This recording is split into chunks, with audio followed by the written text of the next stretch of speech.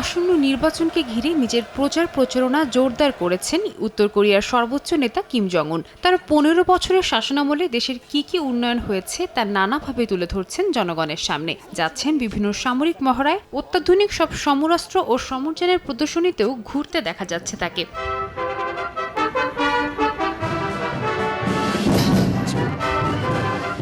এরই ধারাবাহিকতায় স্থানীয় সময় রোববার উত্তর কোরিয়ার সামরিক বাহিনীর প্রতিষ্ঠা দিবসের অনুষ্ঠানে যোগ দেন কিম। এ সময় সেনাদের উদ্দেশ্যে ভাষণ দেন তিনি। আগামীতে সেনাবাহিনীকে আরও উন্নত করার প্রতিশ্রুতি দেন সর্বোচ্চ নেতা।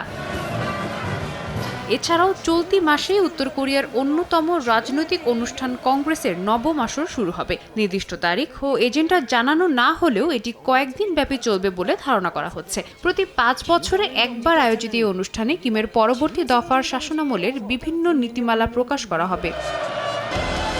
বিশ্লেষকদের ধারণা, এবারের নীতিমালায় অর্থনীতিতে স্বনির্ভরতা ও গণসংহতির ওপর জোর দেওয়ার ইঙ্গিত মিলেছে। তারা বলছেন, কিম আবারও পারমাণবিক কর্মসূচি সম্প্রসারণের ঘোষণা দিতে পারেন, যার মধ্যে কঠিন জ্বালানি চালিত আন্তঃমহাদেশীয় ব্যালিস্টিক ক্ষেপণাস্ত্র, মাল্টি ওয়ারহেড ব্যবস্থা, কৌশলগত পারমাণবিক অস্ত্র, গোয়েন্দা উপগ্রহ ও পারমাণবিক সাবমেরিনের পরিকল্পনা থাকতে পারে। এছাড়াও পররাষ্ট্রনীতিতে মস্কো ও বেইজিংয়ের সঙ্গে সম্পর্ক জোরদারের বার্তা আসতে পারে।